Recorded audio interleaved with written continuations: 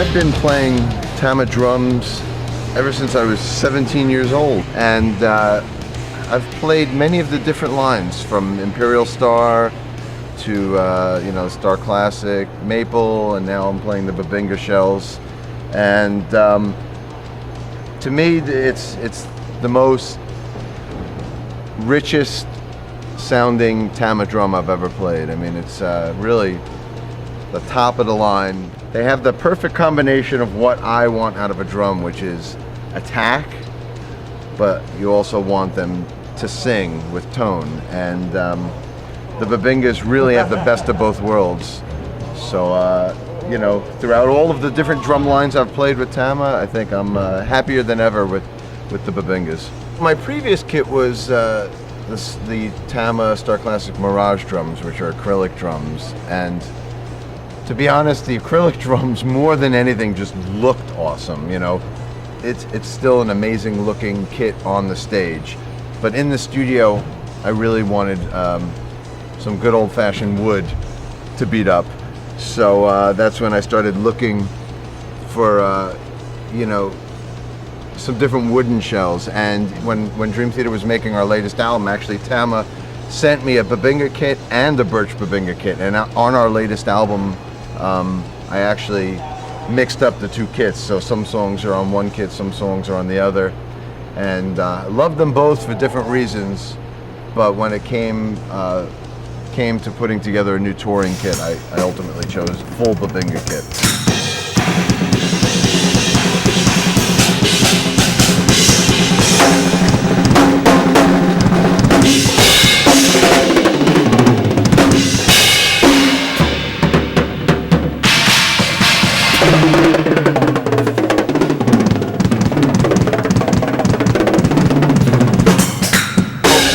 I've been using the double kit setup now for, 7, 8 years now.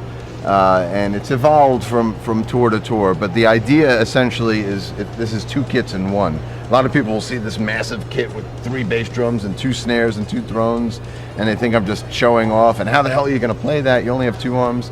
I don't really play this whole thing in one shot. Really, the whole concept is 2 kits in one. And the idea came about because I was using a smaller kit for a lot of my side projects, a single bass, smaller setup, and I really was enjoying it. But I couldn't imagine scaling down for Dream Theater. So it was like, well, do I play a double bass kit or do I play a single bass kit? And then I said, what the hell? Why don't I just play them both? Put them side by side. So the whole idea is to have a big double bass setup on this side and a single bass setup on this side, and I go back and forth from song to song or section to section. And this particular setup is the same setup I've had for the last couple years. I had the same setup on the last tour, but the shells are different. But basically, on this side of the kit, we have a traditional double bass metal kit, typical big drum set, with 2 bass drums, 3 racks, a floor tom on each side, 4 octobans, and a wide range of cymbals and stuff.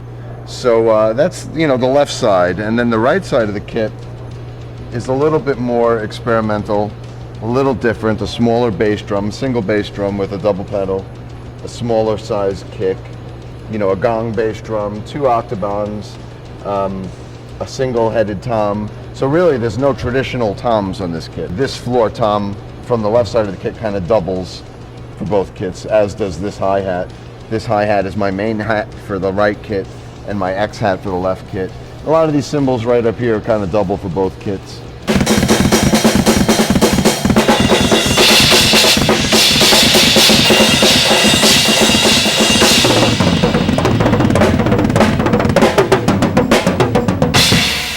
With both kits, I have a melody master on each side. My left side of the kit, which is the double bass metal side, I use my 14-inch melody master, which is the wooden snare.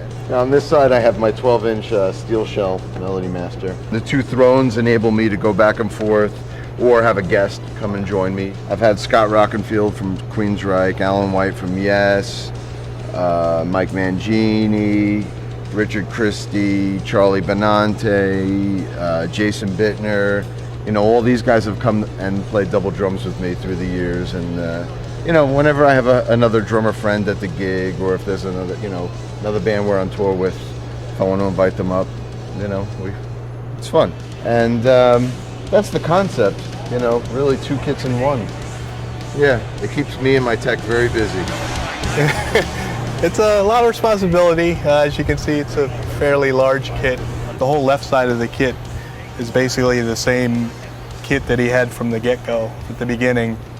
But then he started doing a lot of the side projects, like the liquid tension and stuff like that.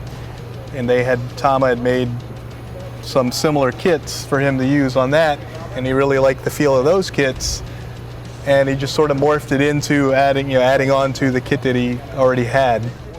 Basically the same thing over the years. It's just gotten a lot bigger. I mean, with Dream Theater, it's, you know, the real technical music, so the drums aren't real big and boomy, and each drum has, you know, a solid hit or a solid note to go along with the music.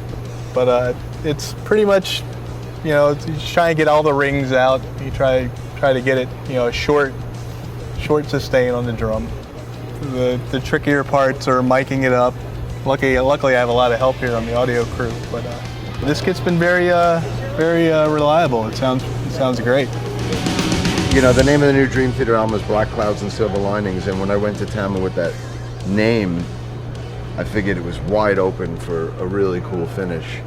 And they showed me a few different things, but this was a finish that they were working on, which really was perfect. The black and silver sparkle streaks, and you know, our whole stage setup on this tour, you know, we have clouds painted onto the amps and cloud backdrops, and basically everything on the stage is black and silver.